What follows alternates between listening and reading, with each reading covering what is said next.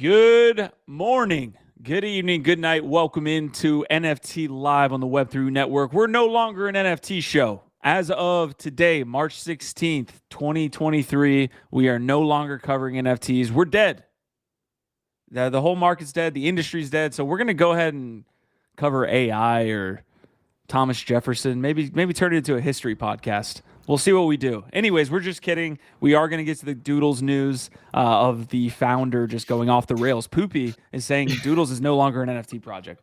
Get that. What's up? You might be kidding. I mean, I'm like over here out with the old, in with the new. You know, like let's make this hardcore Web3 history, and let's talk about the things that people really want to hear about. Okay, that's how I feel. NFTs are dead. Q. It's true. It does feel like we're at that point. It does feel like I mean, Moonbirds and Doodles, what used to be like major blue chips in the space, some people think they still are making all of these sweeping changes, redefining their vision, all the way to saying up to today that Doodles is no longer an NFT project. So we are gonna get to that in just a second. I see you guys here in chat. OVOTs, our vibe, our tribes. It feels great here in the house. Don R is asking for FDR Alfalfa on their birthday. Don, happy birthday. I always get caught up when I don't know the gender of said individual because a lot of us are obviously anonymous. So it's like use they. They, okay. Let's not be misgendering anyone around here. All right. They. Happy birthday to Don R. That is amazing stuff. I saw your DM. I will get back to you, Don R. I promise. We were talking about game theory yesterday, and I'm learning some good things behind the scenes about some community members. Squashman, Prodigy, OVOT, my peeps, Era, who joined the GM Web3 Morning Show, which we just came from.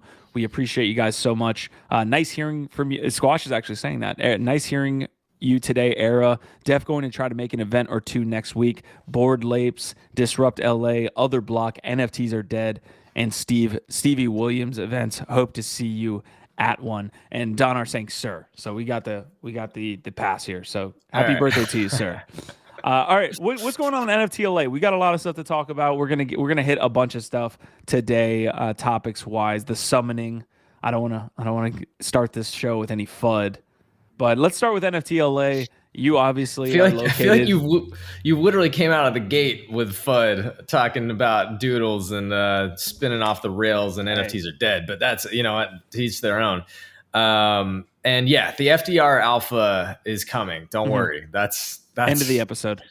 You got to wait for the good stuff. All right, we make you sit tight for that. Look, I'm based in LA. I'll be around doing some different things. I'm sure there's a lot of events starting to pop off like over the weekend and then especially like early next week. Squashman over here is actually calling out a bunch of them. There's definitely some like Board Lapes. The LA Apes community is doing a cool event that I think is open to the public. So I'm going to try and check that one out. I think it's just an RSVP in their Discord. There's Disrupt LA. So shout out, the homie, Mr. Hodler, doing his thing. He's doing something really cool. He's got this brand that he's building that's like a Web3 cannabis gaming hybrid called Arcade. And I think this is kind of like a first sneak peek at like what he's been building there. And there's a lot of awesome people that are part of that. So very excited to check out Disrupt LA. There's New Friendship Tech, which, the buddy Motivate is doing. We may or may not, have some kind of presence there. I don't know. I'm kind of in talks with him about like, is it happening? The way that you want it to? Is it last minute? But I know Motivate, has a track record of amazing events, and he's been doing New Friendship Tech now once or twice, and they're pretty cool. So New Friendship Tech could be cool. I know Oni Force and Son Sound are coming. Kaku is going to be in LA, so that's a big deal for both of those projects. For anybody that's in those that wants to, meet Kaku, see him perform, maybe be part of that whole scene. Monday and Tuesday, I know there's Oni and Son Sound back to back. Z Hovac is launching Z Labs. Shout out Z Hovac. We love her. She's an amazing artist, an amazing person, OG friend of the community. DB's collaborator. She is launching her own new sort of project company, I guess, this studio called Z Labs. So I'm excited to check that out this weekend. There's a lot going on, and those are just some of the things. But if you know any more, drop them in the comments. Maybe there's things that I'm missing. Like I know there's like a private. Oh, there's a private Chant Medici Paris-based event that I guess I'm gonna check out this Friday. So I guess it actually kicks off later this week, going into the weekend. But Is Oni Force by the way, we need an NFT OKC apparently. Well, by the way, I have to mention none of the things that I just mentioned or that I'm going to have anything to do with the main conference. Like I am not going anywhere near the main conference. I'm doing all of the satellite cool shit around it. You're so edgy. No, well, I'm not because I'm not part of Edge of LA. So like I'm actually not edgy enough, I guess. I am even. I guess I'm even. I'm even edgier. I'm like outside of the edges of the Edge of LA. So I don't know. You mentioned an Oni Force event. I think Oni Force could be potentially like the best risk reward in the space right now at 1.13. This is, by the way, not financial advice. Before I get to talking about fucking floor prices and saying there it is. The risk rewards, this is not financial advice. Nothing we say here or do on the channel here related to buying or selling NFTs is financial advice. You have to take your degen life into your own hands here, folks. Don't rely on us. We're not even an NFT show anymore. I think the disclaimer that I'm reading whenever I do this is just the one that's in our YouTube video metadata, right? That's what this is. Yeah. So I don't have that up. I can't do well, that. And I don't always, but I do now. This is not financial advice, and information was found publicly on the internet. Opinions shared on this episode are solely of the Web3 team. All information is public domain. Please DYOR, do your own research. All right, now that we got that out of the way, honestly, I believe Oni Force is probably the biggest risk reward in the space right now. The best from a standpoint of like where they are on the floor to supply to the team, obviously changing hands here and them going forward. I think Oni, looking back here in 2 years, just clip this 30 seconds. Oni Force in 2 years will be over. There's a lot of complexities here. Like, is the world blown up at that point? Are we in apocalypse now territory? But if we're on our standard approach, Oni could literally be over 10 ETH.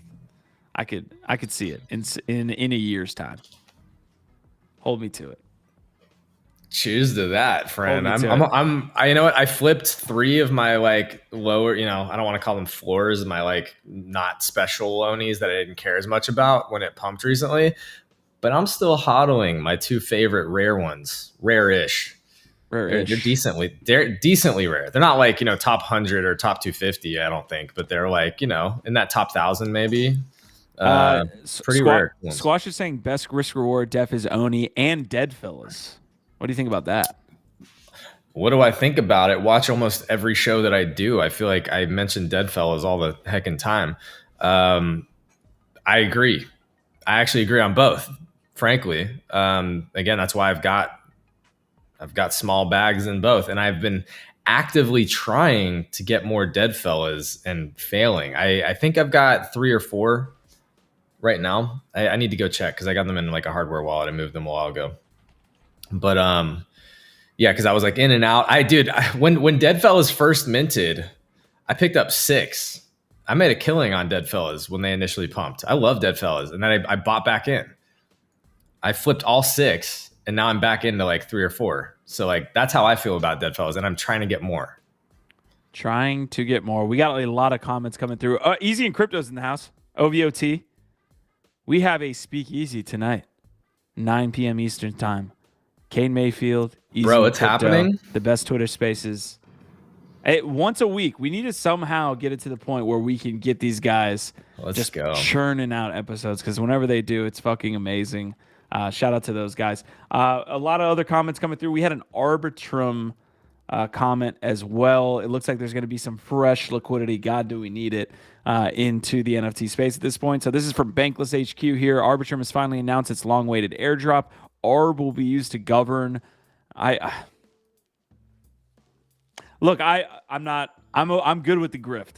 I'm good with the governance grift. But Arb will be used to govern over the Arbitrum ecosystem, and yes, will be airdropped to early users. It launches on the 23rd of March. You've got questions. We've got answers. I'll drop. I'm okay with. I'll drop the Bankless tweet. R will be used to participate in Arbitrum DAO. Arbitrum will be the first layer 2 to have self-executing governance, meaning governance will happen entirely on chain. Proposals do not have to be implemented manually by the core team. Arb isn't the only launch. Arbitrum has also announced Arbitrum Orbit, a framework for creating layer 3s. We're building up, Gifted. How do you feel about us building up? When layer 10? Yeah, this is premature. It feels no, I mean, look, I don't know exactly what that means yet. Is it like a supernet? Because I have a very small understanding of what a supernet is, thanks to like Lost Local and the amazing friends from BAGCHECK who are getting a supernet from Polygon. And I was like asking him, like, is this a layer? He was like, no, it's a little bit different. And it's like, I think the challenge and why I feel like it's a little bit premature is that this feels like the people that thought it was like really cool and clever. And like, I get the joke. It's like, okay. It's like kind of like a very cheap, short laugh. Like, but it was beaten to death for like a couple weeks. I don't know if you remember this a while ago when people first started to like realize that like, oh, Web3 might be a useful term for this new era of internet technology that we're moving into. And it started to become, culturally viable and used a lot in our space and on CT. And then all of a sudden everybody starts to be, the joke is like, well, now we're making Web 4. So, and then everyone's like, well, I'm already Web. Yeah, I'm already Web 6. Well, and then I'm like, I'm Web 69. It's like, okay, none of that means anything at that point. It just becomes a dumb joke. And I kind of feel almost like that. The reason why it's like, it's silly and it gets beaten to death really quick is because it misses the point. And obviously people are doing that on purpose. But here, just like with Web3, we're still figuring out what Web3 even is. Most people don't even know about it. We are very much not all the way into Web3, and this will take years for us to like fully transition into Web3.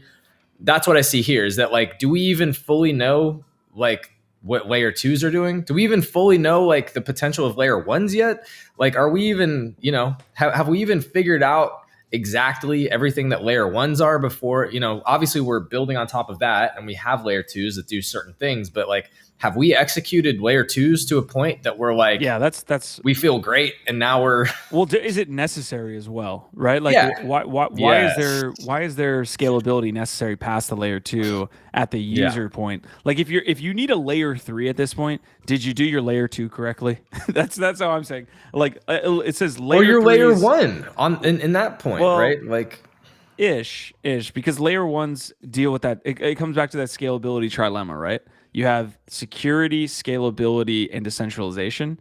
With layer 1s, you get a ton of security, but the scalability is not that strong.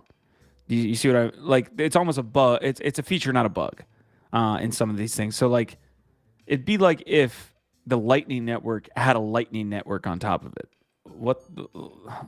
We're getting big brain. Anyways, back to this tweet here. It says layer 3s are layer 2s for layer 2s. And retain the security guarantees of the layer 2, that, but allow for massive increases in scalability. Man, we're hitting on all the terms today. Yeah, say that 5 times quickly, and then see if your head doesn't just fucking melt into a puddle of mush. Why? Yeah, I think you said it well, but like bringing it back to the sort of use case utility and the user part of it, it's just like who is. Where's the market for so much of this? Yeah. This actually gets me even thinking again about our conversations about the like Web3 country club. Like, I fucking love the idea of having exclusive member only clubs that I can access with my fucking bag of NFTs and get a bunch of dope IRL perks. I think it's an amazing use case, an amazing idea, but there is just not enough people that like understand and value and are active in this space to support a Web3 native country club right now. Yeah. It's just not there. And there's a lot of things in the space, whether it's NFT projects or technology products, whatever it is, that are not like, they don't start with the why or the need or the market or the user, the end user. They just start with like, yo, we got this crazy idea. Let's make it happen because we can. And when I hear the token airdrop, which is great, again, like token airdrops are a great liquidity provider for the space. They're that stimmy that we always talk about. Like, don't get me wrong, I love the like grander implications for an Arbitrum when you get to spend this. Like, don't be surprised to see projects pop up on Arbitrum and start to like have like 200, 100% gains in that ecosystem, right? Like because people have some cash to spend on Arbitrum, they're going to do that. My thing is, whenever I hear governance tokens at this point, I hear exit liquidity. Like that's what I hear. I say a lack of utility if the number one thing that you're pitching this token on is governance. Like, dude, it's so whack. It's so whack. It's so grifty. Kind of feels like pitching a Web3 country club and you're selling it as we've got a DAO that votes on seasonal menus. Yeah. Is that utility? Do people want that? Don R saying EIP for 4844 will multiply layer 2's big time, all that's needed. Yeah, I like that take. Asmodai saying I don't make it, got caught up in the web 1. So you'll catch up eventually, Asmodai. Actually, I'd love to hear some alfalfa on the gaming front. Like, what's gaming doing in the dearth of the bear market right now? And then we are getting some comments here about the Nifty Q show / Layer 1 podcast, if you guys remember that. Interestingly enough, this is a third rebrand for the show. Wow. Yeah, it's like I've gone through multiple cycles with it at this point. But interestingly enough, me and Gifted, he mentioned a third rebrand. We're bringing the show back. I'm just struggling with a name for what we're looking to do with it. There's a lot of context in there, obviously, but if you guys have any cool names about like building, at the fringes on the Wild West of Web3, let me know if you have any ideas. Send them over so that we can get this thing started, this puppy going. Let's just call it Big M Metaverse. There we go. That's it. That is the name. You like it? Okay. I think the people will all agree. Capital M Metaverse. Big M. I think Big M. Okay. Hey, before we get to the NFTGO bag check, you gotta match me on that. Ready? Before we get to the NFTGO bag check. Okay, we'll work on that. I do have to get to the tweet here for NFT Live. I'd love for you guys to go to this tweet. Let me make sure I've got it. Oh yeah, let me go do some of this tweeting. Wait, you haven't done the tweeting? The outer edge. I've been slacking. That's the name of the outer edge. That's solid. Hey, let's go. Let's beat people to the punch and let's call it layer 4. There it is. See? Perfect. Out of all the blockchain games I'm playing right now, the only one giving a good daily return right now is Vulcanverse, says Dead Polaroid. That's wow. That is a throwback. Vulcanverse. We're gonna have Crypto Buffalo on the channel next week. Looking to talk Vulcanverse with him. That'll be great. Okay, I got another comment here. We're getting started on the episode, folks. I just dropped a tweet here for the NFT Live episode. Today we're going to talk the summoning Doodles socks, but this tweet has already changed. It said, "What's next for the NFT industry?" You guys saw what it is. We went full Doodles FUD coverage today, and it's not even really FUD. It's like legitimately a concern when Poopy is going ahead and telling everybody to floor their NFTs and get the fuck out. Real quick before we get to this, this from NFT statistics. It looks like TwelveFold NFTs are listed at 1.96 BTC, which is below whatever the floor was. I believe it was like 2.1 was like the lowest bid on some of those ordinals, and it doesn't look like there's been a sale yet. So FUD. You call him FUD? You call him FUD? People are fudding. Well, dude, like, look, almost everybody that we've talked to about has been shitting on the art. That's FUD. That's what I mean. Some of it was bad. Jesus. Some of it was bad. Some of it looked like Tetris. Not to say like Tetris doesn't have some artistic, I guess, value, but I think they could have helped themselves by maybe spending a little bit more time on the art. Certainly. Again, I wouldn't pay this much money because of the art for this in the first place. So I That's guess not art. It is art, it but is it art isn't about though. the art. Is the Like, point? No, no, no. yeah, to It me, isn't. it's Yeah. just about other things more than it is about the art. So again, I don't know, man. I don't want to spend too much more time on this. I feel like we've talked about it. No, I just wanted to follow up. You know, we always like to have some good follow ups. Well, the knowing that people are already listing them under floor price, I think is ridiculous. But hey, you know what? I think that let's put it this way. I do feel like we've been very skeptical about the ordinal meta bubble necessarily generating long-term value or like being liquid or any of that. Like I think we've seen that there's problems right now, issues with the outsized valuations that are being thrown at these inscriptions. So that's part of what I see here is like, look, you're valuing these things very highly out of the gate with very little proven track record and very little infrastructure or anything to like even support the market at this point. So it may prove out to be a really great buy over time, but like in the short term, especially, like I don't know that it has much more room to go up. You're muted.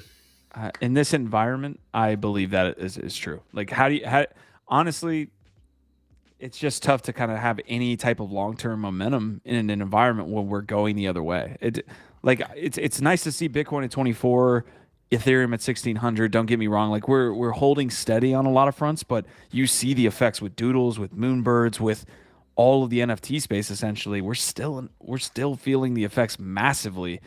I do have this tweet as well. Form Function, which was a NFT marketplace on Solana, is closing down. So this is kind of the theme that we are in, like a year and 3 months ish out from the top on Bitcoin in those 60K ranges. We've been in a bear market for about a year and a half. So congratulations, you made it this far, but this is where we're at. People are shutting down, people are refocusing, people are trimming the fat. That is the value or the current narrative of the day. Absolutely. But I think just to kind of wrap up on the 12-fold thoughts as I'm like thinking through it, right? It's like when Bored Apes minted, it was 0.08. And most of the value that's been driven for those collectors has been because it was, lower priced when you got in, and then it appreciates over time, or you get a free airdrop because you're already in it. Like that's where most of the value comes.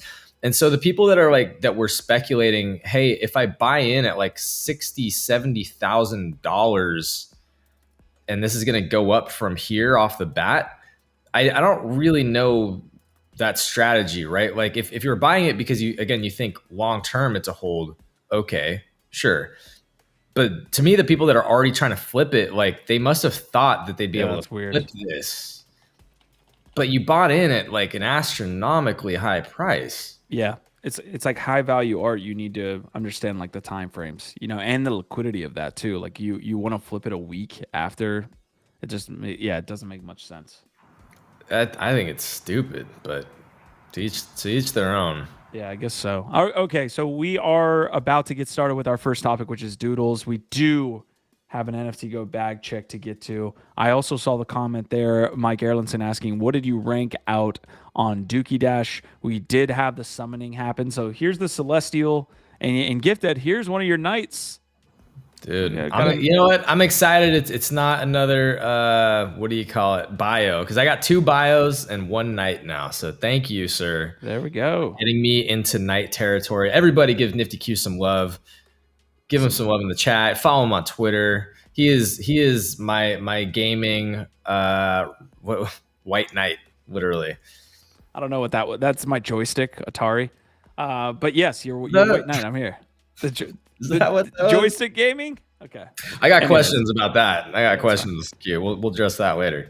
Got it. All right. So we're going to touch on the summoning. Of course, there was a interesting video. I like the lore that's being built out. I mean, they only give us little tidbits. They're not like full episodes, but they're like a minute and 30, long of like some type of animations that are building out the lore slowly. There was some key lore pieces here as well, like key as in the physical number one key that Mongrel was able to win and sell off. So we're going to look at that. But without further ado, we'll get into the NFTGO bag check. We would like you to please like the video. Was that the best CTA of all time? Strong CTA. Strong. Mwah. It's a Thursday, all right? It's a Thursday. So good. And we will get started here. Barometer 32 and cool.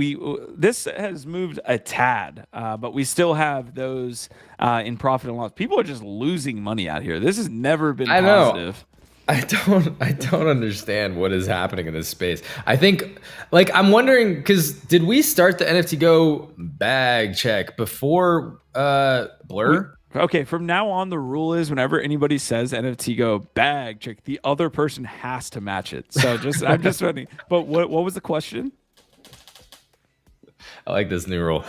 Like whenever we started the NFTGO bag check, was Blur already a thing or yeah. Okay, because I'm wondering like how much of this specific like profit and loss, metric here is just like since Blur, like because I feel like Blur is incentivizing a certain behavior that is not good for like collectors and artists alike and floors. Like I feel like all it's doing is incentivizing people to be just undercutting shit.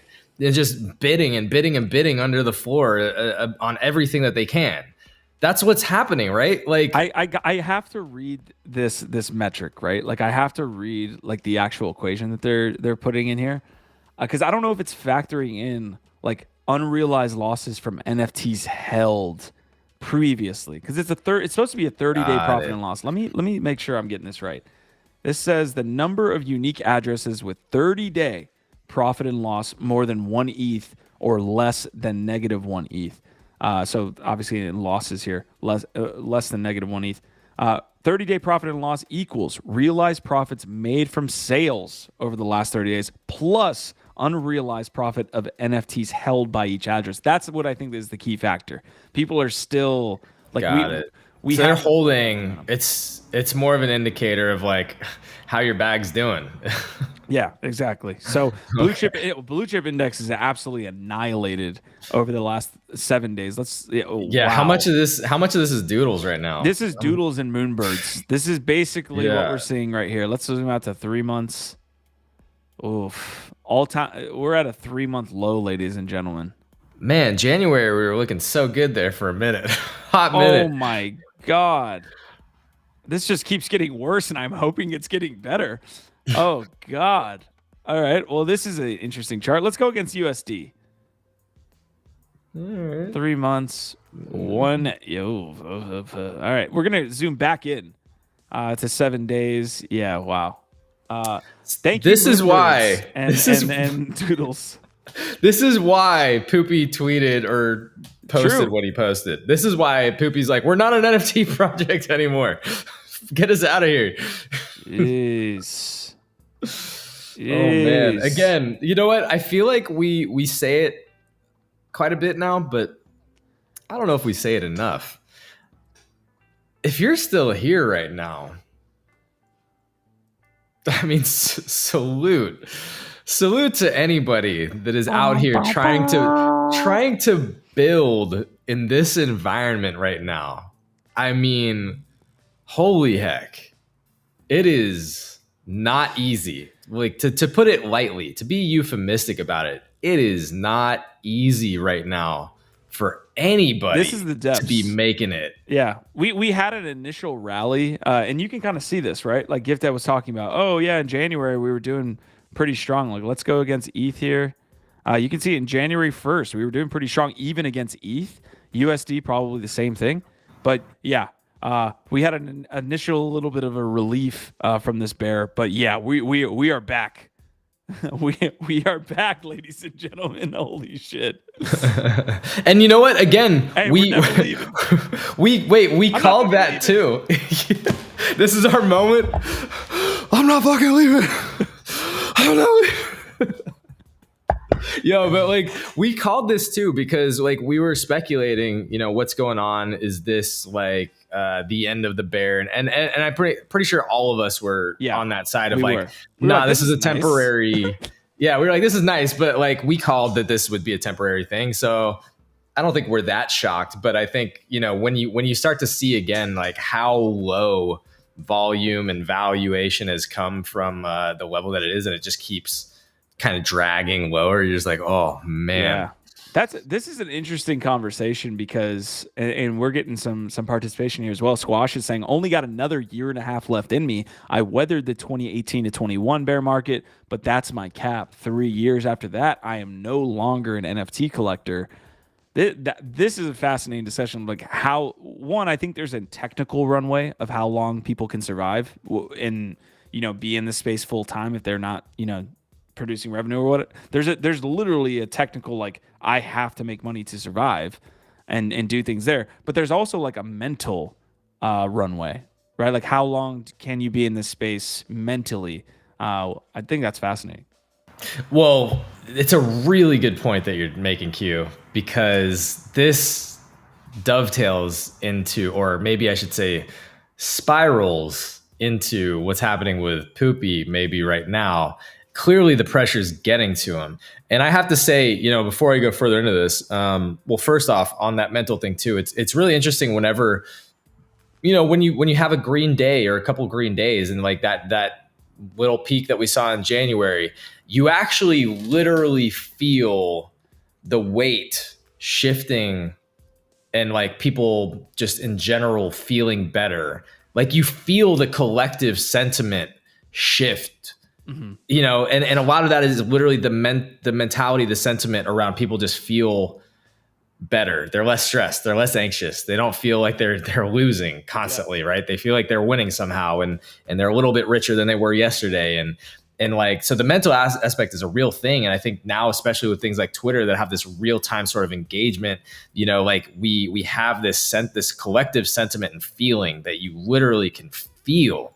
And that definitely weighs, especially if you're more, empathetic or whatever, if you have a high EQ, like I think some people feel this more than others. I definitely feel it very heavily. Like when people have a lot of negative energy and are stressed, like, well, we also cover the space. Like we're tapped into it, and obviously invested in it in a lot of different ways. But I also want to say, before we kind of talk too much about the Poopy thing, like it's hard to even say that without like kind of laughing. I have a ton of empathy and sympathy for any founders that are trying to be building right now, that are getting heat, that are getting a lot of negativity thrown at them, that are under a ton of scrutiny. I too am a founder and I've experienced a lot of scrutiny, but I probably have not experienced anything close to the level of Poopy. And I know how hard it is. I know that he's trying. I know that he's doing his best to move quickly, innovate, create cool experiences, create an awesome brand. Like I know that these founders are really trying their best. You know what I mean? Like I don't think he's slacking off and like trying to waste people's time or fucking people over at this point. I think he's a legit founder. And so I just want to say that first and foremost is that like, I really hope that, whatever he's experiencing, that he is able to handle it, get through it and keep going, and that it won't end up destroying him in a serious way or fucking him up in a way that he's just like, fuck this, or like, or hurts himself or something, or those around him, man. Because dude, this is I've firsthand experience with friends in the space that have not been able to handle the stress, that have come close to taking their own lives, that have like, I don't know if people understand when you go throw toxicity out online.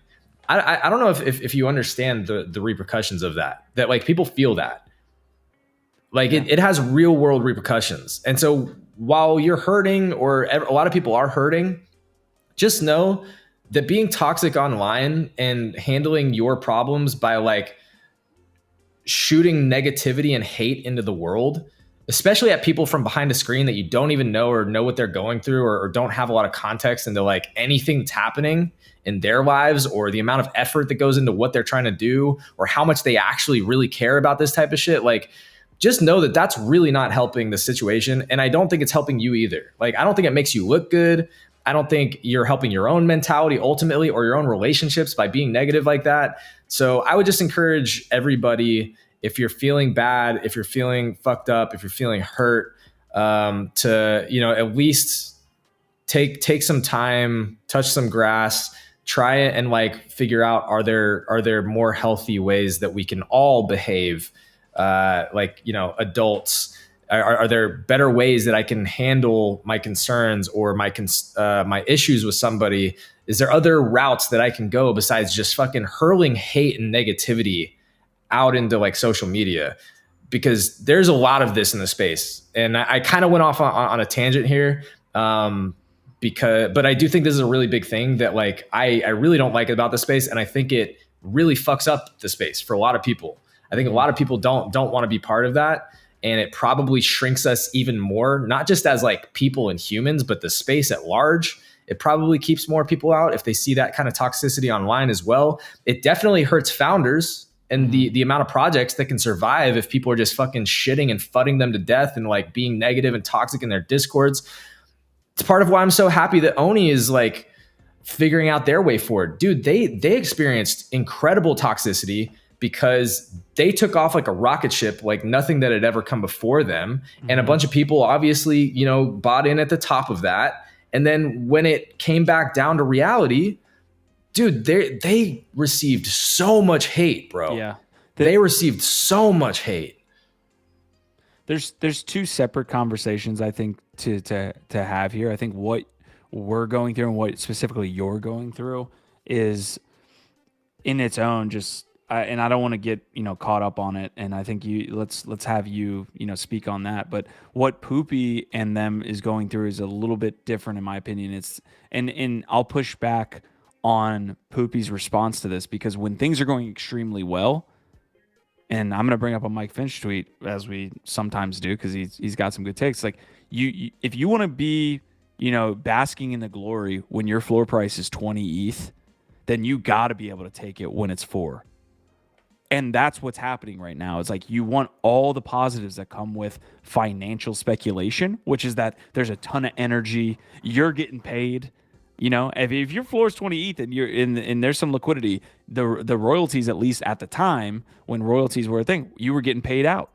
And so now that your floor is 4 ETH, you got to be able to take the other side of it. And I think that's not what's happening, which is not what is happening with you. That's what I want to say, that the toxicity is not coming from a floor price asker being like, when can devs do something? When, this is a whole other thing. So it's different. The toxicity is toxicity. And I'm not even talking about my situation or theirs in general. I was just kind of going off on a toxicity rant in general. Mm-hmm. My situation is like, look, I made a mistake and I fucked up about something and basically like, really hurt a friend, which really sucks. And so that's something that I'm working through and dealing with, and figuring that out. Like there's a lot of reflection and shit that goes into that.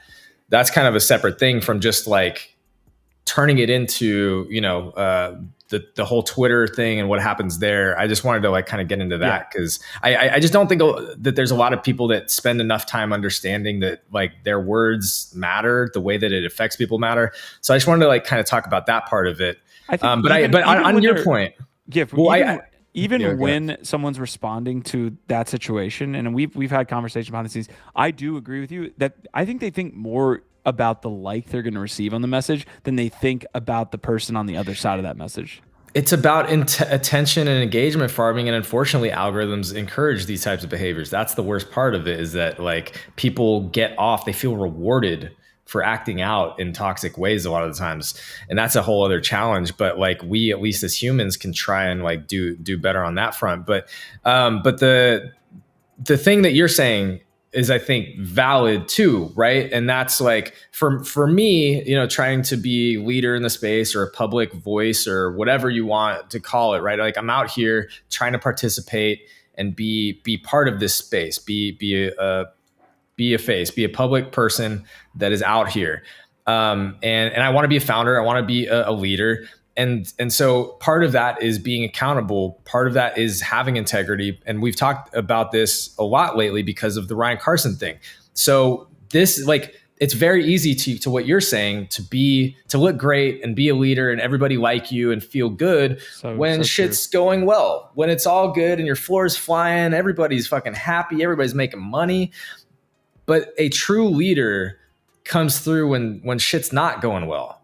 Right. And so what I really hope is that what we're seeing from Poopy isn't signs of him just unraveling and maybe going the Ryan Carson route and ultimately just saying like, I'm out, like I'm gonna go do something else, like y'all fucking, whatever. I hope that he's just working through this in his own way and will like stick around and be a leader for a long time, right? Because this is when his leadership skills are actually being challenged, right? This is when he actually proves out, is he a real leader, a great founder, or did he just do something really well for a little bit, and then when it kind of like turned on him, he shirks away or doesn't handle it well? I thought you made great points. I do want to get to what you're mentioning about Poopy. I think we need to kind of lay the foundation there.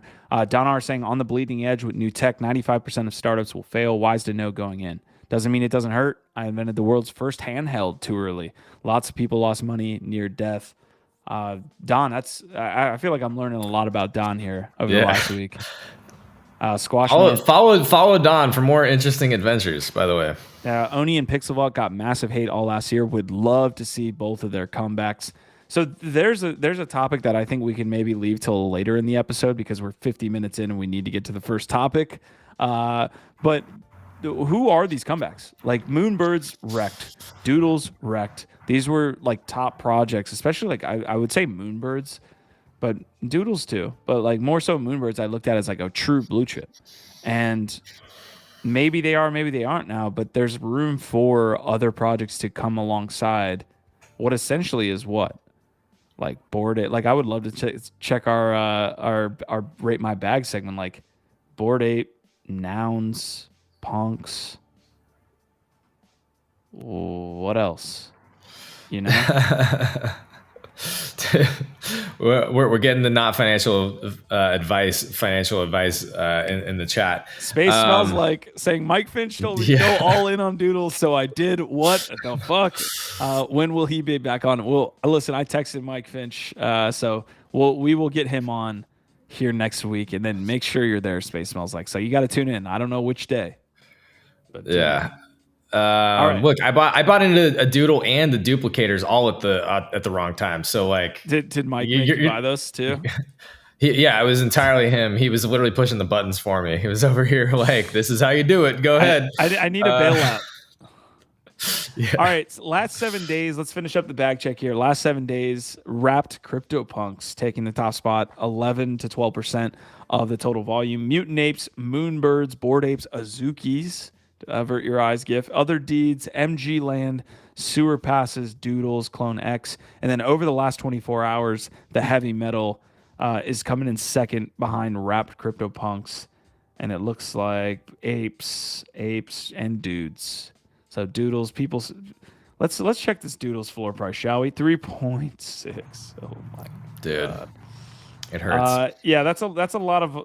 Let's zoom out to like 30 days here. Let's see what the so the volume's not too strong. We're seeing a sell off, but yeah. What's the percentage listed right now? That does not look good. Where do you even see that on NFTGO? I don't know about NFTGO. I know it's on OpenSea. That should be there somewhere. Maybe if you go to like Pro Trade tab. Listed right there. There it is. NFTGO's got everything you need if you just know where to look. So 4.62 per. That's not high at all. That's not high. All right. This is. I really think that like what we're seeing right now is just like, dude, we are in we're a year and a half in to the bear market right now. Yeah, you're in. It was December. I need to get this date like etched in my brain. Dude, we are deep into a crypto winter and a bear market, NFT bear market especially. Like NFTs, also keep in mind, as far as like NFTs have really had a market, like I know NFTs existed like in the past in 2017 and 18 and shit, like, but it hasn't really been a market since like late 2020, early 2021. CryptoKitties, I mean, like there Oh, was yeah, there was yeah, yeah. some, but there hasn't really been a big NFT market with a bunch of other people interested in it until late 2020, early 2021. This, Top to Shot. as far as I know, okay, maybe Top Shot, but as far as I know, this is really like the first NFT bear market Yeah, in a way. 100% it is. So contextually, that to me is really important for what's going on right now. We are a year and a half into what you could think of as really the first serious NFT bear market. And Oh, 100%. the macros keep getting worse. Right? Regulatory situation looks ugly. They're coming down on crypto. Banks are Amazon Samus. failing.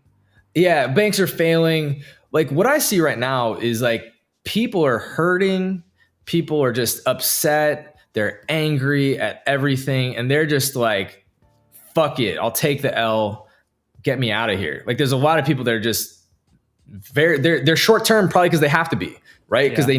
they need that money, they need that liquidity, and they're stressed out because they're losing left and right. GIF. And so Do you remember what this chart? While Dead Polaroid is saying some good things, he said I got bull market vibes. Everyone is gloom and doom while the charts are looking good. BTC chart specifically.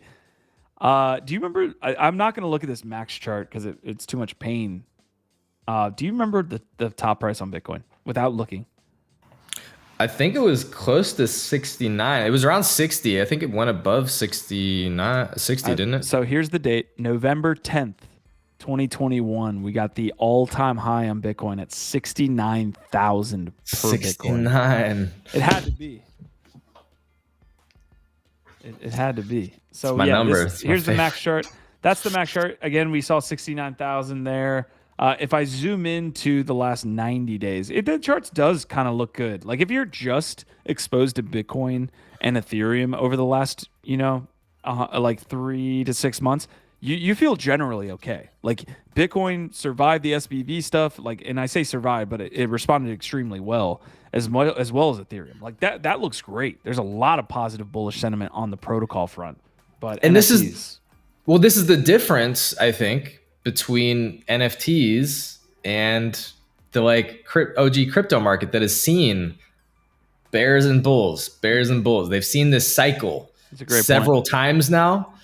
NFT people, they're just freaking out and don't know what to do. That's what I see. And so like while crypto might be holding strong right now and just being like, yeah, we're just chilling. Like it's fine. People are actually starting to look at us as a flight to safety from some of the chaos happening maybe. Like people are understanding the value of crypto. Doesn't seem to be getting damaged really by any of this. So like a lot of those OG crypto people that are hodling Bitcoin and ETH, they're probably just like chilling on their hands, not thinking twice about any of this. We're over here freaking out about golden socks and the Doodles founder saying we're not an NFT project anymore. We're a Web2 brand or whatever. We're the kid on the swing. Well, yeah, it's burning down in the background. Yeah. Well, no, we're the kid that's like running around with our hair on fire when like everything's like not that bad. It's a beautiful, sunny day outside. We're over here lighting shit on fire. And again, there's reasons to be upset and panicked and hurt, and I get that. I want to be empathetic to that, but I feel like we're at that point where everything's very reactive and negative, and people are like you were commenting, Q, on how quick the flip is. Like, dude, the Vitalik NFT, whatever it was, I already forgot the name. Windows are tightening. For sure. Yeah, it's like, dude, people are just like in, out.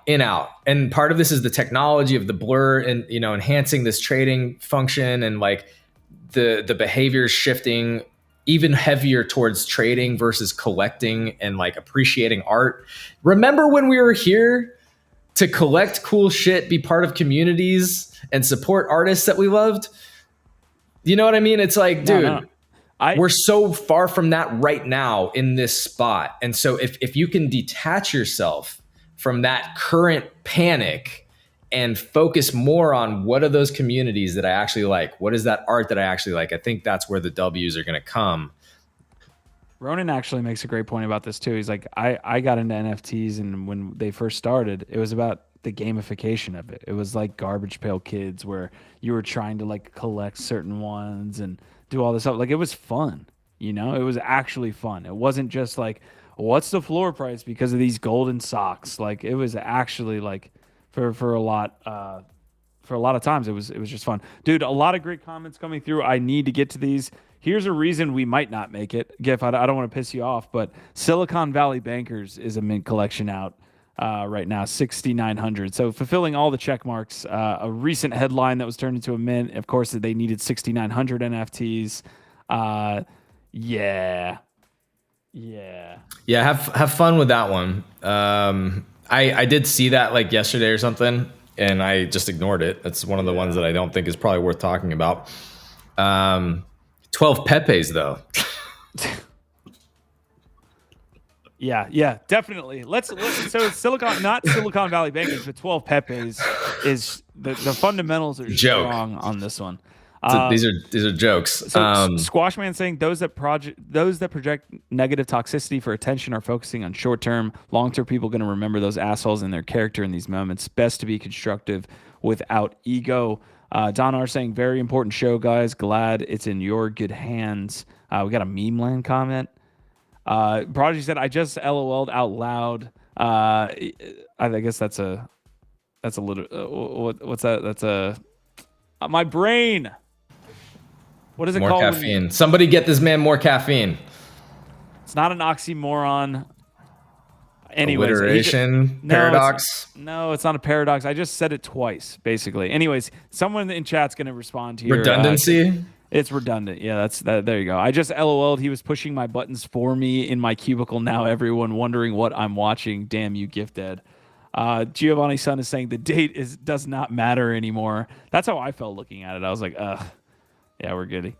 Marty McFly got 3,500 Arbitrum. So I don't know what the current price of Arbitrum, but Marty's always taking advantage of these airdrops and these farms. Marty might be one of the biggest brains in our community. I don't know. Only time will tell. But he's constantly making plays. Do I want to turn this on like audio? No. Well, so look, yes, you do. It's actually lovely. Let's play this real quick, and then I'll say why.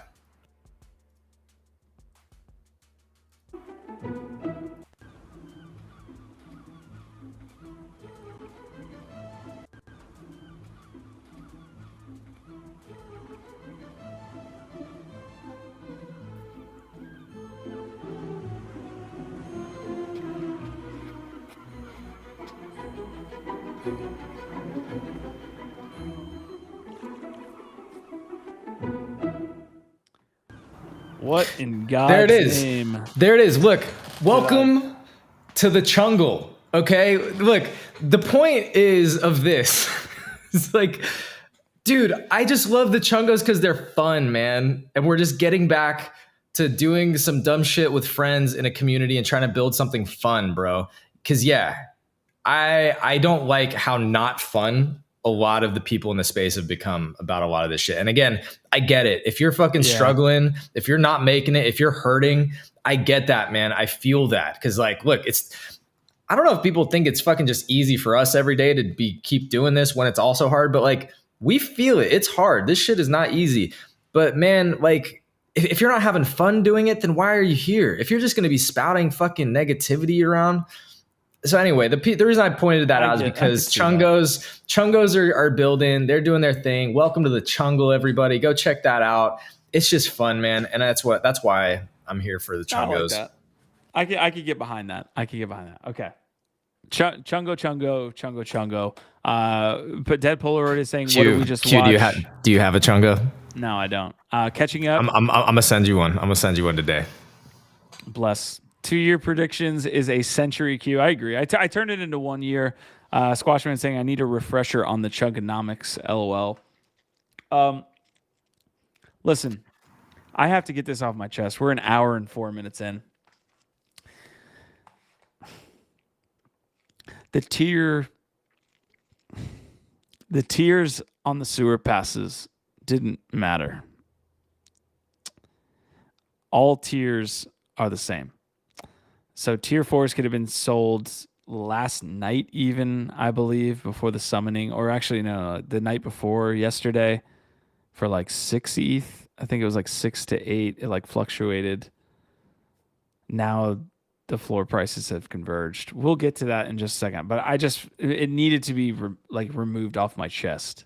But we'll talk about the summoning here. Yeah, I'm taking a deep breath with you, Q. I mean, that's pain, ladies and gentlemen. You see the pain this man is experiencing. You think this is easy? You think we're happy all the time? No, but we try and make the best out of it. And I feel your pain too, Q. I directly feel it because, as everybody who's been watching this show knows, I didn't play this one very well myself. I flipped my tier 4 for way less than it was worth, and then bought back in to a tier 3 for way more than I should have at this point. So I think I about kind of broke even-ish. Like I don't know if it was like a massive L for me or whatever. I don't think it was nearly as big of a win as it could have been. And it sucks that my tier 3 that I spent a lot on doesn't matter really. I agree. No, I agree. It helped get to a knight. I got a knight. Yeah. A knight core. That's fair. It did help. Does that matter though? We don't know. You know what really grinds my gears about Yuga Labs right now? Bored Ape Yacht Club. This is my typical. I hate these people, by the way, because they're like, all this money. I've got all these assets that are worth all this money, but I hate this shit about Yuga Labs. This one thing. I feel like there's no set idea on how they want to provide value in order of their ecosystem. They're all over the place. The other D's was like not random. There were like some of it is random. This was like the apes, the original, the OG collection got the tier 4s, but then they didn't really mean anything once they were summoned. And so like they're all over the place and not like consistent with where they're providing value. Are the OG collections the ones that are provided the most value? Or is it the Kennel Club? Is it a mixture? They're all over the map. And then you get this where there's no reason, unless the whole community didn't read the FAQ, that sewer passes 2 days ago should have been going for 6 to 7 ETH. They're all over the map, dude. There is no map. Nobody's done what they're doing. What are they looking at to try and tell them how to do it right? Continue. That's the take. Yeah. Shout out Crypto Buffalo. Holy heck. Happy to see you here, fam. Can't wait to get you on the show with us apparently next week. So, wait. So Prado is saying, did y'all see Pranksy's tweet? I don't know what tweet. So if you can find that one, let's pull that up because I am sure interested on his take. No, let's look at that. I'm gonna look at that. You know what? Actually, we have to get to Doodles, or do we? Oh wait, he says not pranks. All right. Let's just stay in the summoning. We'll get to the Doodles. For those of you waiting on the Doodles stuff, we'll get to it. All right. Who's here waiting on the Doodles news? That's the whole problem with Doodles.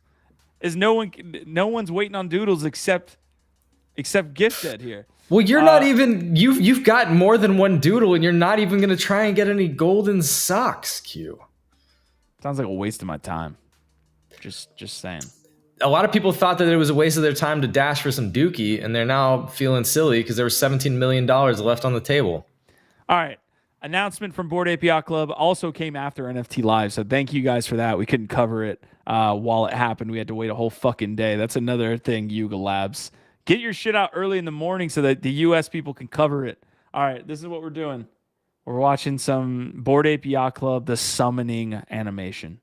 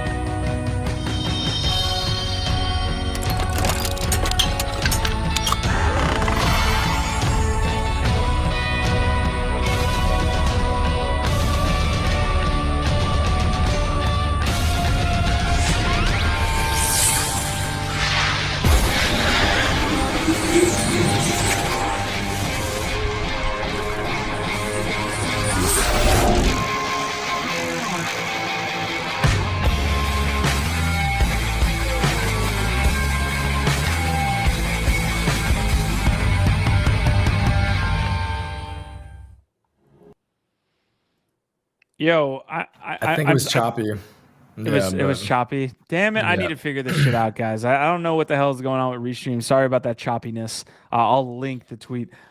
You heard the music though. Like, I'm sorry you have to come Oh, back yeah. to us after Music that. was whew, fire. Fire music. I can't tell if you're trolling me. Are you trolling me? It was all right. Yeah, this animation wasn't my favorite. It's cool though. I Because what like I it. well, you know what I I turned the do corner. like about it. Well, one thing, yeah, all right. Go New ahead, go leaf ahead. over here. What I did like about the burning experience and the way that they're using these like high quality animatics and animations and videos, they're using it to again like enhance the overall experience and storytell while you're doing the like sort of mundane clicking and tasks. Because what I noticed here was that like you went in to go and burn your sewer pass for the cores, and as you took that action, it like played the video and in a sequence brought you through this, and then at the end of it it's like now your stuff is actually there on OpenSea, go check it out. And it's like that's just a way cooler, smoother, funner storytelling mint process, right? Then you just do it and then wait a little bit and you're like, what's happening? And like, I don't know. So I don't know. I just feel like the experience was really good and they just keep executing that part of it really well. Again, whether or not you're happy about the tokenomics of it, yeah, I kind of agree. Like I'm upset about the tiers not mattering. Yeah, But we can continue here. I also got to get the chat. Crypto Buffalo is in the house as well. So it took you to this website. I can kind of go back to the original website, which I'm becoming more and more fond of as we continue to unlock these different roadmap features. So we had the trial of Jimmy. That was the initial trailer launch. That was another mystery reveal. Not much happened there. Claiming of the sewer passes, Dookie Dash scores being reviewed. Then we had Lick the Toad, which was the second Dookie Dash, and then the summoning, which just happened on the 15th. Via that trailer, if you guys want to watch that again, you can take a look yourselves. You did see at the end of it, and I can maybe show something that's not. I might be able to get back to it, but anyways, at the end of it, we do have a look at what essentially will be the second trip, right? Like the portal opens and you're kind of looking in, and that's what is going to be the second trip. I wonder if, based on what you have in the summoning, these boxes, these heavy metal boxes, does that have anything to do with the trip and the other side on the 25th? I mean, since we're speculating, you would think so, because again, what they're doing is they're tying all of these different mechanics and mechanisms into this larger narrative in like a really smooth, professional way. It's really nice from that perspective. I do think I'm curious. You know, when I look at on the roadmap or whatever, the website where it says like what's next, so it says like the mech types revealed. Don't we already kind of have that here? Because if you go to the heavy metal collection, there's 7 different types of cores. Yes. So here it is right here. This is in the description here. Every heavy metal starts as a core. Once unlocked, each core transforms into a one-of-a-kind mech designed to evolve in the right environment. So we still have like other activations to get to, which are essentially going to be important. I think kennel clubs specifically, if I can find that image, there was like kennel clubs where you could transform it or evolve it in certain ways. I forgot what Pokemon was like this. It was like, I think it was like not Ninetales or was Ninetales the right one, where it could like Eevee? evolve. Eevee. Yeah. You could like evolve in like 3 or 4 separate ways. So I know I'm bringing the Yeah. Pokemon reference in here, but that's essentially what you're gonna get. My favorite was Vaporeon. Mm. What was your fave? EV evolution. Voltreon, was it Voltreon? I think so. Yeah, Yeah, we're it's definitely testing not that. Voltron. Yeah. I think it's funny because I never actually put the obvious together that EV is probably named based on the concept of Evolution. evolution. Yeah, There you go. I had that one. Yeah. You know what I love about the Pokemon naming is like people like figure out all the dumb obvious things that were going on with their collection. Is that like was it Ekans is just snake backwards? Yep. There's also there's a League of Legends tie in here too. So League of Legends, obviously, a Bro. game I'm super involved in and I love. But I started as a Dota player. So these MOBAs that have essentially become the most popular game in the world came out of World of Warcraft, not World of Warcraft, Warcraft 3. These were like mini games that were essentially created by the public. You could like customize games, and anyways, these MOBAs came out. Well, Dota had a specific objective, which is kill Roshan. What is it? What is it? Woes? What? Bro, I came up with the name for the new podcast, Q. Just nifty. It's the Nifty Q show backwards. It's Was Kutfin. I'm just saying, it's big brain. The smart ones will get it. 200 IQ shit right there. That's it for Right? today, folks. We're Right? out. This was a fun episode. Anyways, in Dota, Roshan is the objective. In League of Legends, it's Baron. They just flipped it. So instead of it being Roshan, they got Baron Nashor, which is Nashor is I think Roshan backwards. Anyways, the fuck did we get here? I'm coming back to the comments just to get us back on track. Yo, Jack's Hideaway with the comment of the show. As a non-gamer, I love hearing you guys talk about all that. You want to hear about Thomas Jefferson? Yeah, let's get into Thomas Jefferson Alpha. All right, here we go. EJ, as I like to call him. So we started this talking about sewer passes. NFT Statistics has a great chart here. I don't know where he's getting his statistics. This man is just like, I don't know if he's creating his own. That's Google animations. Spreadsheets. I can tell by that. Yeah, It's just Google Spreadsheets. He's just creating his own. So Sewer Pass Tier 4 maintained a pretty strong premium. As you can see, even back to like January, it peaked out at like 8 ETH. Up till like literally yesterday, 2-3 days ago, it could have been sold for like 4.5. So almost 2 ETH. So almost like, $3,000 more than the other. The prices are completely converged now. The reason behind that being the fact that Yuga decided, hey, all that mattered was the score. And of course, tier 4s got you more of a bonus, but all that mattered was the score. So Squashman saying, yeah, brutal. Prodigy is gasping in Yuga. Marty's going to have a great time with this. But anyways, Flubber is saying, did y'all lose big on the sewer passes? No, we didn't lose big, but we lost out in opportunity.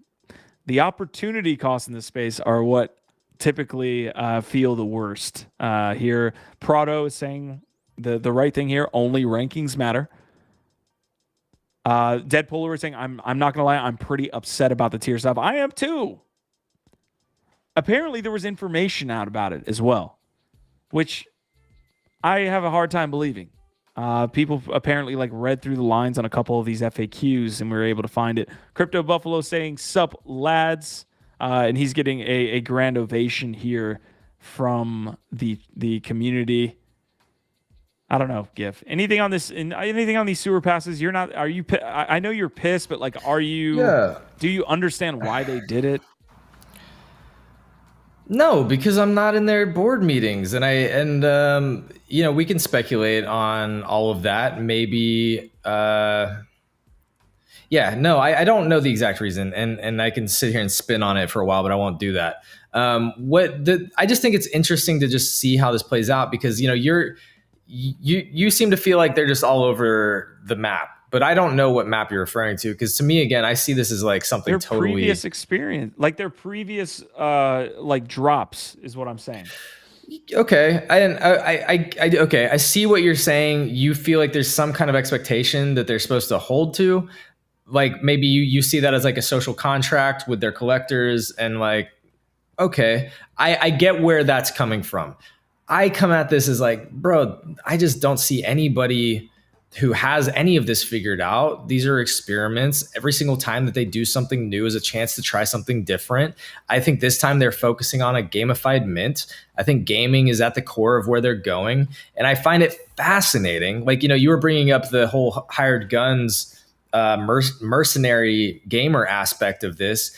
I just think it's fascinating to see gaming culture evolve through this type of thing because again, sorry Jack's Hideaway and any non-gamers out there, we are talking about gaming a lot right now and having fun with that, But we talk about all kinds of stuff here.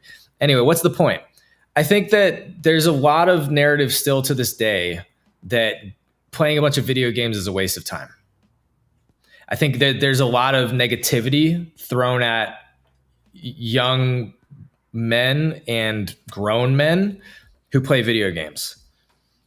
And I'm not saying that not all of that's justified. Look, if you spend all of your time in a dark room staring at a screen, not showering, eating bad food, like not taking care of yourself or your life to just escape and play video games all day, all the time. Yeah, I get that. That's not good. That's not healthy. It's not good for your family. It's not good for those around you.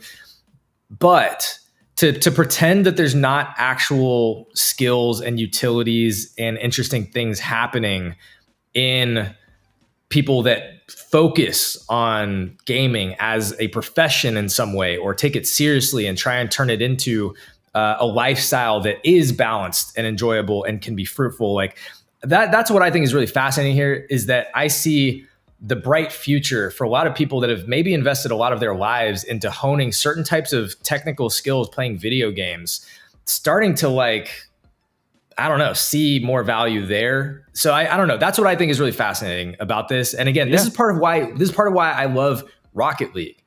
It literally gets into the high skill ceiling, the fact that it's a live service that continues to be built on, and where I think that that's going as an esport and something that a lot of people can get into and enjoy at different levels. I don't know. That's kind of where my mind goes with this. So yes, I'm upset. I feel like I didn't win as big as I should have or could have, maybe, if they did it different ways. But I also didn't have massive bags tied to this. And I'm here for the ride. And we didn't. I don't think technically we lost any money. At least you kind of got involved a little bit with trying to flip here and there. So I don't know if you lost anything. It's loss of money that you could have gotten, right? Yeah. It's opportunity. Would have, could have, the opportunity cost or something, right? So again, here with this decision, they decided, and they saw this shit. I don't know if they could have changed this at the last month or two, because they saw what was happening. Pro gamers were getting paid money to get the higher scores. And they decided with this reveal to go with just the higher scores instead of making a decision and saying, hey, this is going to be more about our collectors.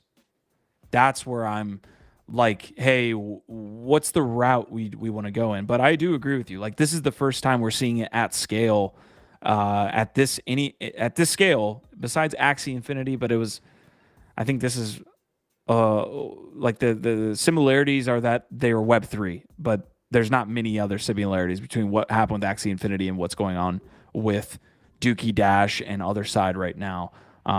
So anyways, I'm going to get to some of these comments. I'm going to bring us back. Don R saying, Q, any project manager would know that the dumb Yuga move would disappoint customers. Bad decision.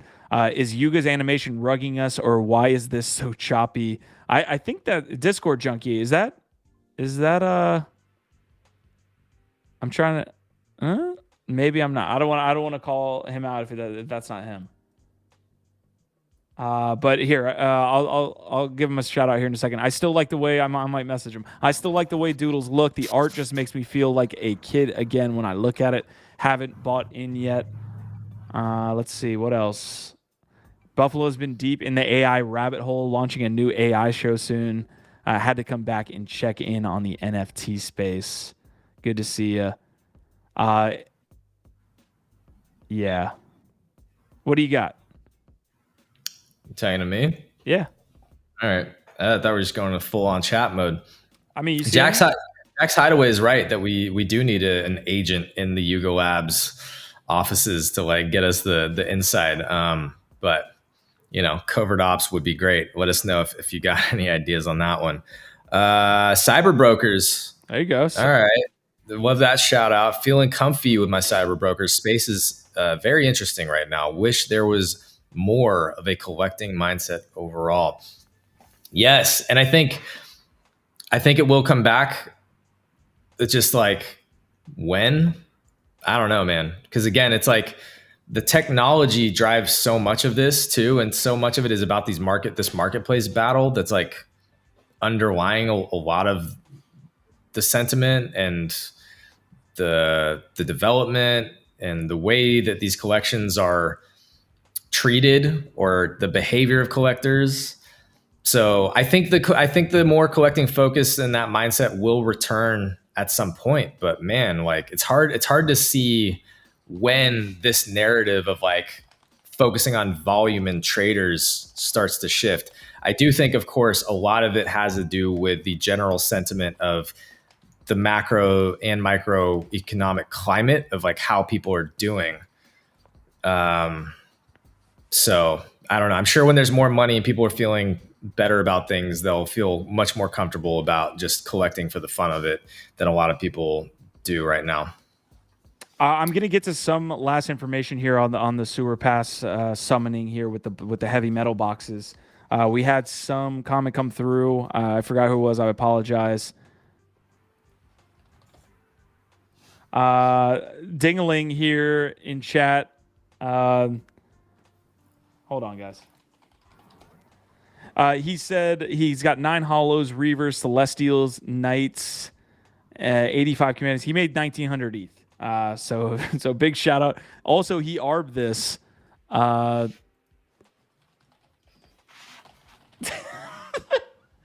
arbed this because he paid gamers. So he paid 300 ETH to try to get higher on the passes and was able to net a total of 1900 ETH. NFT Statistics is bringing up this one. So you guys are absolute degens, by the way. This is 17 million on the table by not claiming their sewer passes or playing the Dookie Dash game. Yeah, how much incentive do you need? Like that, like there's thousands of dollars at stake here, and you're not claiming a sewer. You're not playing the game or claiming a sewer pass. I don't. Well, it feels even more ridiculous in the context of what I was just saying, and like the current market and climate of it being such a shitty bear market and people struggling and feeling down. Like this is why you're down, by the way. Like you get into projects that are providing actual value and then don't take advantage of these opportunities. It's a wild move. It is. And look, I've done this on other collections that I was like less invested in. So like I do understand how it happens, but this is one of the biggest collections. This might be the biggest collection for utility to be paying attention to. Gotcha. Okay, I've got a couple more stats and then we'll move on to Doodles. DJ Savage actually is Discord junkie, by the way. Yeah. So he said, yes, it is me. I didn't want to say that without kind of making sure and confirming. Again, from NFT Statistics, kind of coming through heavy on the Dookie Dash piece there. We have, so you basically got different ranks. I can try to find the ranking system, but based on where you played, they don't have number 1 up here, but if you were 2 through 250, if you were 250 through like 1200, and then just based on these different rankings that I can pull up, you got different values. So if you were the top 250, your heavy metal box is essentially worth 25 ETH, and then you see an 8 ETH drop off after that. And then basically all of the remaining heavy metal boxes are about the same. That being said, we don't know what's going to be revealed on the other side. This could be an opportunity for somebody to find, is there a top of each box, right? Like in this last tier that's going for 2.3, is there a number 1 rarity? I'm not certain, right? So again, like a lot of Yuga stuff that goes on, we don't know for sure, but that basically after the top night box gifted, we're a little bit higher and then it completely drops off. So you got like 1 ETH value there, and then past that, there's a complete drop off and they converge. Well, thanks for that, Q. I'm excited. And I guess when they say the reveal of the types of mechs as like the next big stage, they must be referring to actually showing the art or showing what they look like, right? Because again, I think the types are there. There's 7 of them. So I don't know if we showed those clearly yet, but there's Celestial, Knight, Bio, Reaver, which looks pretty awesome, and Wicked. I bet the Reavers are going to be fucking sick. Yes. And then there's Hollow, right? I think there's Hollow. Yeah, I'm going to try to Glitch. find... Glitch is one. A tweet with all of them. But I think... I bet the Reavers are going to be fucking dope. Like, if I was going to bet on, like, what are some of the coolest ones, I'm sure I bet these are going to be fucking wild. What's in the box? That's a good shout out. I'm trying to find a tweet with like all 8 of them and then the ranking. I did have it. Oh, there's Quantum Variant. Shout out Quantum Variant. Let me see if I can. Maybe I'll like. Bro, your banner has Hezbollah. There we go. There we go. Your banner is ridiculous. Can we go back up to your banner real quick, Q? There's actually a story behind that. I will get to that here in just a second. God. So Legendary is the number 1. That's the key. Hollow is 2 to 250. Reaver, that gift that just mentioned, is going to be 250 to 1250. And then you see the Celestial, Night, Bio, Dynamic, and Glitch. So there's the ranking system. And again, Yuga decided, hey, we're just going to do it based on ranking the score. We've talked about that at length up to this point. You know what I like about this? Well, there's different things I like about it, but one of them is they're putting some respect on the word legendary. There's only one. This is a whole story, Facts. and there's one key. And I feel like the term legendary is just absolutely bastardized, used to death, especially in the NFT space. There's a bunch of different types of projects and tiers and all this that are all like legendary this, but there's like, you didn't have to do anything to get it except maybe pay a little bit of money, or there's just like a whole bunch of them. There's only one here. Yeah. This legend is about the one key. And so I actually appreciate that.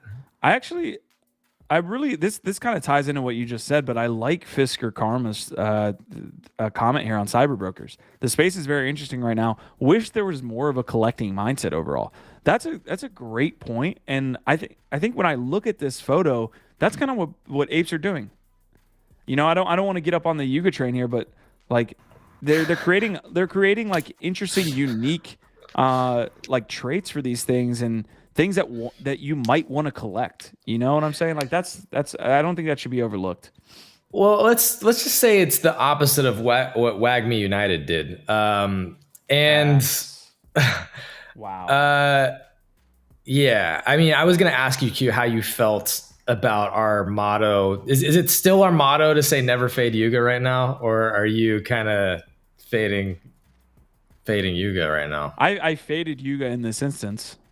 So I can't say I never fade Yuga, but I'm still gonna say it. Fuck it. What are you saying? Look, Yuga's not like all powerful and always not fucking up. We already know. Other deeds, we say this shit all the time. They fucked up other deeds like crazy. Yeah, they did. Quantum Variant jumped in at a great time. Quantum, we just saw your tweet. That's kind of crazy, actually. Yeah, we literally his ears were tingling or something. Something was tingling on Quantum. I won't say what. And he hopped in right after we mentioned his name. Talk about the summoning. Wow. Can we talk about the story behind your banner real quick, Q? What the heck's going on there? First of all, the people need to know. We have the GOAT Hasbullah that is taking up a sizable chunk here. Just the man, the myth, the legend, who is at NFT LA, by the way. Who is at NFT LA. The other part of this is, and why I got so excited that you were interested in this, is this actually has some history of the blockchain space. When the world was young, when this space was young, there was a time, I believe in like 2012 or 2013, when the price of Bitcoin was soaring, like just going up and up and up and up. And at the time, there was only a couple exchanges. Like, you got to think about how small the space was. It was like even probably smaller than the NFT space is now.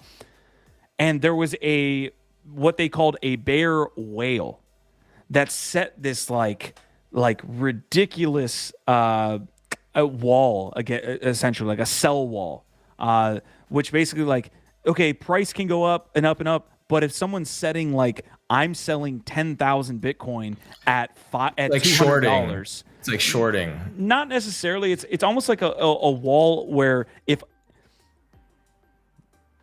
it's not necessarily shorting, because when you short, you're essentially saying if the price goes down, I'm making money. This was a guy saying, I have 10,000 Bitcoin that I want to sell at $200. So the price of Bitcoin was going up and up and up. And then once it reached $199, it hit this wall where, like, if I bought even $10,000 worth of Bitcoin, it didn't move the price up. And so the whole community got together and was like, we have to slay this bear whale. And they eventually did. They like completely annihilated the wall that this one dude had created. And that's what the story is behind the bear whale. So you see the bear whale, you see these people sitting on a Bitcoin with the Bitcoin flag with the rocket ship in the background. Yeah, so this is amazing. There's a whole Google story behind I didn't this. realize though that Hasbulla was the one that killed the bear whale. It's true. No, he's just no. He's actually as large as the bear whale. If you can see, this is to scale. Oh, so that's a very small bear whale then, actually. It's true. Yeah. The space was smaller. You got to think that's like a $200 Bitcoin well. The space was smaller. It was like Hasbulla small, man. Come on. Anyways, if you want to look this up, you can Google this. Google bear whale. I don't know. Let me see when this actually occurred, just to wrap up this story. There must be. Okay, if I go search on OpenSea right now, there's got to be some bear whale projects, right? So the first thing that comes up on Bitcoin.com is 8 years ago today, Bitcoin traders. Let me pull this up with you guys. Bull bear whale. No, there's not 10,000 bear whales. 8 years ago today, and this is an old article, I'm assuming. So 9 years ago now, Bitcoin traders slayed the infamous bear whale who dumped 30,000 Bitcoin in a single trade. And that's it, ladies and gentlemen. There's your history lesson. Look up the bear whale and look up how the community overcame a 30,000 BTC sell wall. Look, all I'm saying to somebody out there, we're big on history here on this show, and if you go search on OpenSea, as far as I can tell, there is no bear whales or bear whale collection. This to me why are you like supporting this behavior? No, I just think it's a great story that should be commemorated in NFT format, and I think that 69,000 bear whales of all different variety should be. We're not going to make it. Does everything need to be turned into a collection? We have SVB Banker, PFPs. Yeah, that's the point, Q. This isn't a story yet that is commemorated properly on the blockchain as a financial asset that we can liquidate on people's heads. No, I like that. Quantum varianting, I'm going to ask BitBuzz about the bear whale. This is a great story. Look it up. It's on Google. It's fun. We had a good time. While we were live, companions or boxes with companion, heavy metal boxes flipped Moonbirds, clones, and Doodles. Wait, what did? The heavy metal boxes with companions flipped Moonbirds, clones, and Doodles. That's where we're at. Which leads us into our last story. We're late here in the episode, so we'll cover it. It was the title of today's episode. Here's Poopy, the CEO and founder of Doodles, in Discord saying, we're trying to go from a startup to a leading media franchise. We are no longer an NFT project. The more time, money, and resources we invest in following the latest build in public trends that fuel speculation, the less we have to achieve our long-term vision. We're not going to spend any resources appeasing those with financial motivations. We never have and never will. If we are going to focus energy on any group of people, it will absolutely be our loyal collectors that really appreciate socks. I think you editorialized a little bit at the end there, but that's fine. It's artistic license, and maybe appropriate here. Yeah, 10,000 bear whales coming soon. Look, again, I'm not trying to pile on here. I think he's under a lot of scrutiny, and I already said like why I'm super empathetic. I think though, that's a fair way to put it. I think though he's letting the stress get to him and not thinking very clearly right now, because this to me is introducing more confusion and more questions into the leadership situation than like good answers right now. Because I've got a million questions I could pick apart with this. And obviously there's a lot of Oof, The dude, not good. Mike Finch is saying the art is great, but the team is blowing it. Majority of duplicators aren't being used, so wearables don't matter. Flow launch a bust with Instagram canning NFTs. Team is now combative and non-speculative after a history of poor communication. Play stupid games, win stupid prizes. Yeah. So again, you see the team in a way kind of unraveling under the pressure right now, and I think the challenge of like what he's saying there and the way that he's positioned it isn't great, because it makes me say like, so what you've been doing to us this whole time is this sort of like performative building and speculation driving, and that's what you've been doing. Is that what you've been doing basically? Yes. So this hasn't been a long-term vision at all until now. Like, I don't know if that's what he's trying to say, but it almost feels like that's can be intuited here. Floor it and get the fuck out. Whew. This is what's dope about the NFT space. I know, is that you can have these Prez too. I know Prez. Jesus.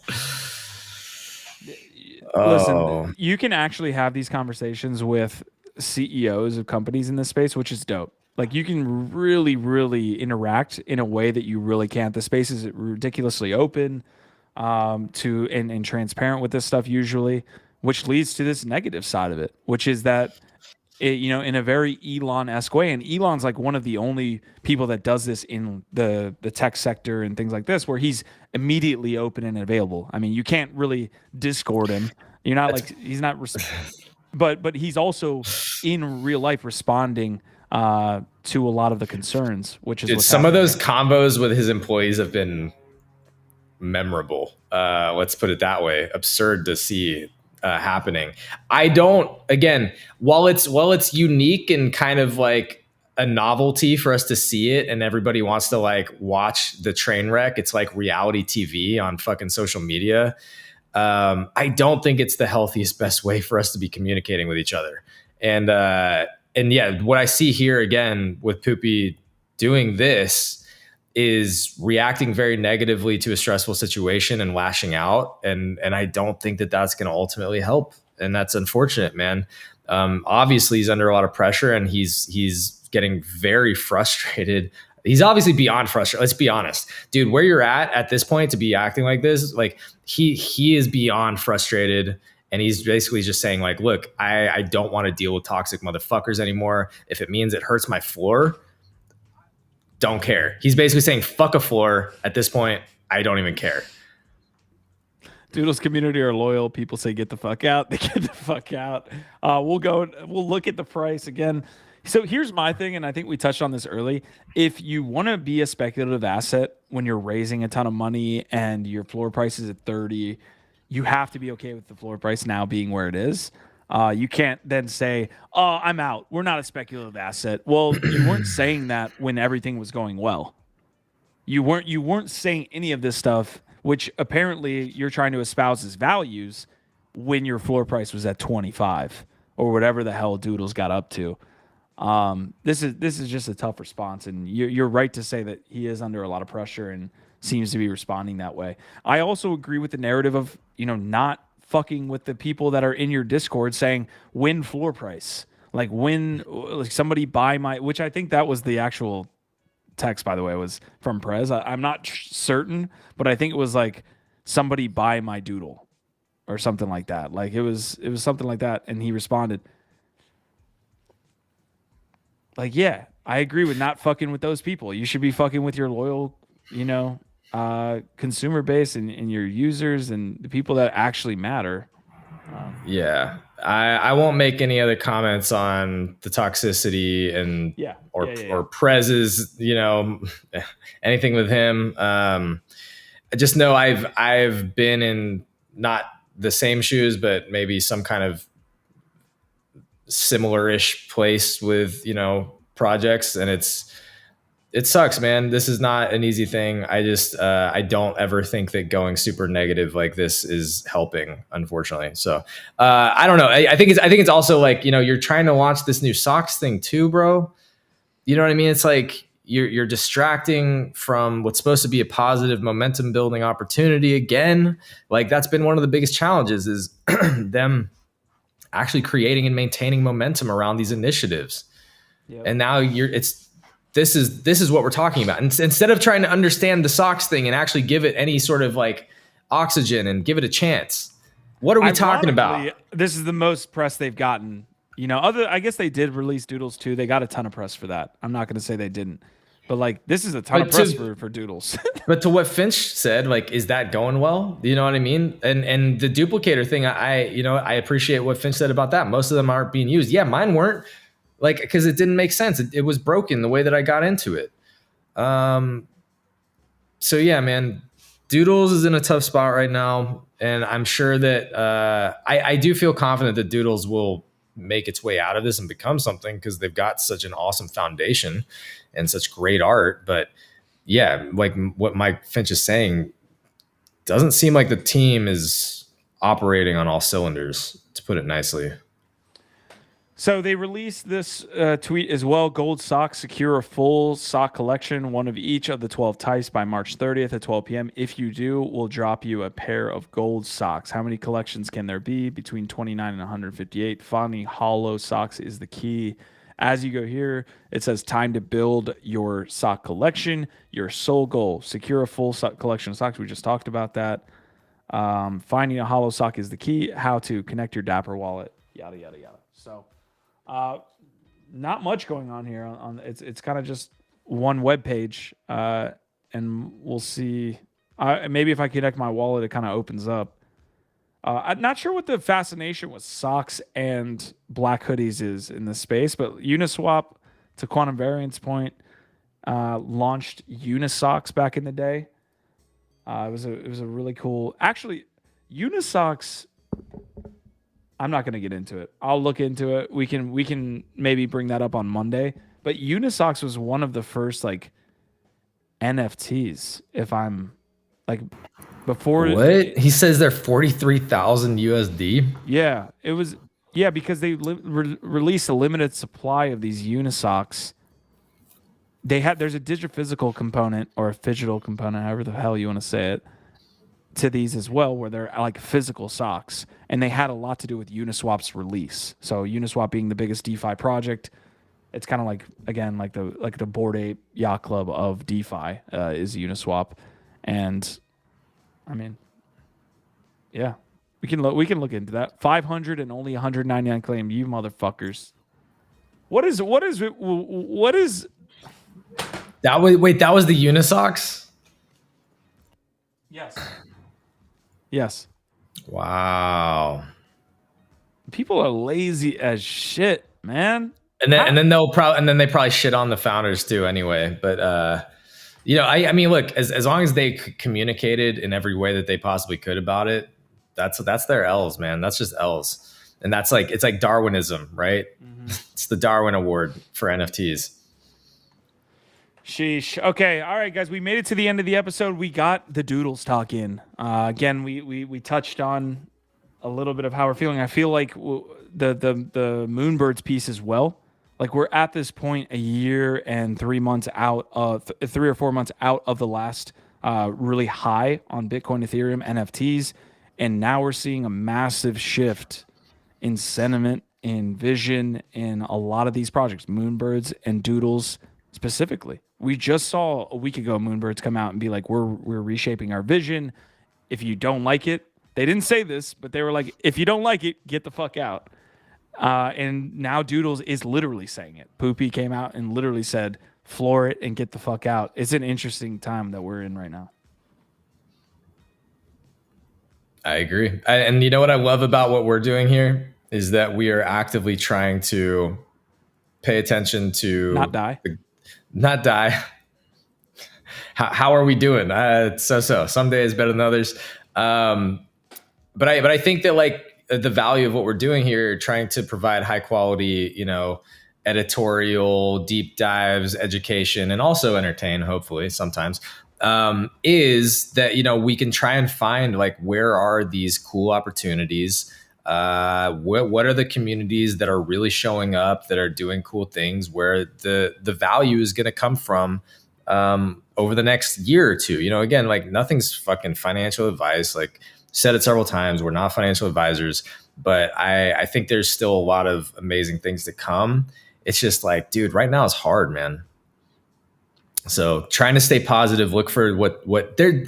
The thing is, there's also a lot of really there's a lot of really cool and good development happening. That's true, but things get hijacked by the negative stories, because there's a lot of them right now, so easily. And as has been studied and said, it's like negative news travels 7 to 8 times faster than good news. I think for us, we should just try and do our best to like focus on as much of the good stuff as we can, because there's so much fucking negativity, man. All right, so the news of Speakeasy happening tonight is traveling at the speed of light. 9 p.m. Eastern Standard. Yeah. You should get a tweet here out of the Web3 Twitter account within the next hour about Speakeasy tonight at 9 p.m. We have Crypto Buffalo. Hopefully, we can get some AI talk out of Crypto Buffalo and Matt Wolf potentially next week. But I think can confirm that Buff will be here next week. Excited for that one. If you can think of a new, I don't know about outer edge, but something that's close to that. The bleeding outer edge. The bleeding outer layer 3 edge. The outer bleeding edge.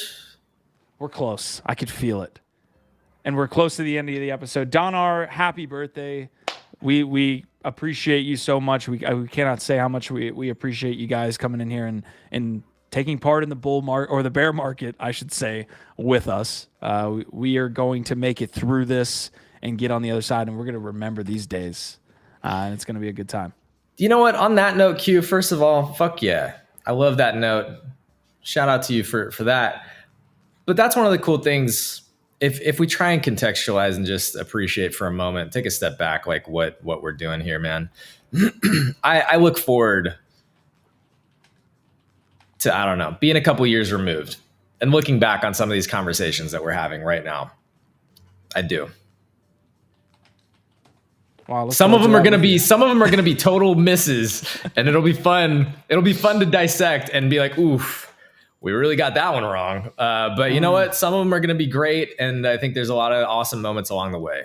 You know what's not gonna? It's not gonna be something we look back on and say we messed up. It's gonna have a huge trajectory upwards. It's cock punch.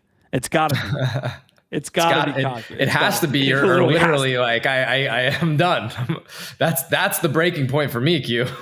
All right, so NFT LA is happening this weekend, right? It's like starting this weekend? It's starting like Thursday, Friday. Okay. Like there's events starting to pop off. So yeah, if you're in LA, hit me up. I'm gonna be around doing some stuff, and I'd love to meet up with as many of y'all as I possibly can. You know how these things go, especially in the big cities when it's all distributed across these different satellite events. It's kind of a cluster F, y'all. It kind of is. So I can't make promises about anything right now, other than I think I'll do the Oniforce event. I think I'll do the Champ Medici event. I'll do Z Labs launch event. And then beyond that, maybe the LA Apes, the Lapes. I don't know what else beyond that. Maybe new friendship tech. No promises. Give my best to the Lapes if you go. That would be dope to connect with some other. Oh yeah, they ask about you all the time. So yeah. What can I say? I got a Hezbollah in my Twitter header. Anyways. Guys, great and fantastic episode to end the week here for us. We will see you on Monday. We're here every freaking day, except Fridays, of course, during the week at 1 p.m. Eastern Standard. Let everybody know about the episodes and what we're doing here. We appreciate you guys so much. We will see you next week. Good luck at NFT LA. Our vibe, our tribe.